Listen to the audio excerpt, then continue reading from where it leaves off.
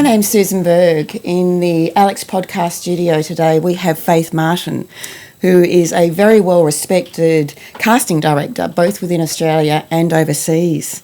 Thanks for joining us today, Faith. Oh, thank you, Susan. We're excited to have Faith come on stage at the Alex Theatre later in the year to share with you her journey in life and how she came about being a casting director. Mm-hmm. Faith, tell us a bit about how you got involved in the entertainment industry. Yeah, sure. Actually, it's not an uncommon question. What gives you the right to think you're a good, you're a casting director? How did you arrive at that? And the answer to that is I feel really it was a calling in life. And the calling in life was pretty evident. So when somebody said, you should go over and meet this person, they're thinking of starting a casting department, every giant bell went off. And, of course, I said, that's it, that's me. I was looking for direction in life. I was looking for purpose, which I think we all look for. And I went over there and the man interviewed me and he said, well, thank you for coming. We're going to see quite a few people for this job. I said, no, it's my job. He said, yes, thank you for coming. We'll be in touch. So I rang him about 3 times, pretty well straight after each other, and he said, oh, for God's sake, take the job. So that's one way, but actually then I realised later in life how the whole sequence of events in my life had led to that moment of certainty, and that was when I was a very young child, I didn't have the family set up that I would have chosen to have for myself. Instead, I got an adopted kind of grandmother who loved films, and so she used to take me to 2 films a day sometimes, and there was no classification then, so we saw everything. And so all of that Hollywood of that early era was my family, my families. And so a lot of those stars, which have left a huge legacy, made a very big impression on me.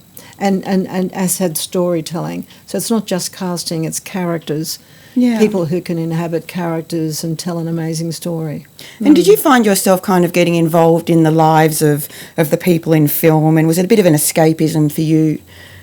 No, I didn't when I wasn't... Oh, well, I did, in that some of the singers and dancers, I'd love to have danced like Ginger Rogers. Wouldn't we in all? my fantasy, I did. And maybe I'll still do that one day. But no, it was mainly when I was in there, I was transfixed and taken to their world, really. It just became so real to look at those characters. And then, of course, when we went anywhere publicly together, this lady and I would stare at people. I still do that. If you go to dinner with me, I've got my eye on the next table to hear what the story is that's going on over there. Because the minute I see some kind of either drama or something interesting going on, I want to know what's going happening. on. Yeah. Their behaviour, And how did you find it as a woman in the industry? You talking about Me Too and all of that? Just as a woman in general, coming in and working through an industry, was it more male-dominated or...? Well, it's an interesting question, Susan, because I think, I'm not 25 anymore, and in the period where I sort of struck out on my own, there was half of me was thinking, well, I should be thinking about looking for a husband and having children. So really I didn't come from a background where... you kind of had a drive for a career or a drive to express something, except to, be somebody's wife and that wasn't so much the line you wanted to take. It was you were passionate about this industry. I was ignited, and I couldn't wait to go out and do it. And I had opinions up the gazooba about who was good and who wasn't. And if they didn't listen to me, I couldn't believe that they couldn't see what I saw. So you have actually cast people in some really iconic films and television series. Tell us a bit about those. Okay, well, I've had some really fortunate breaks in life where certain clients have given me a great gift, and when I think back on that, I'm very grateful to them.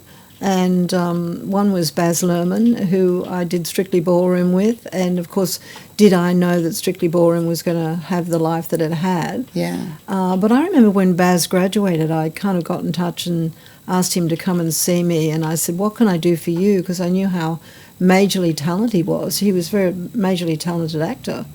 And I think he always kind of remembered that. And so then we did, when we did Strictly Ballroom, there was no screen testing. He did screen testing probably on some major roles, but nothing in a casting studio in those days because there was no video people got screen tested in a big studio in those days, But he always knew that he wanted Tara and Paul as the two leads. Right.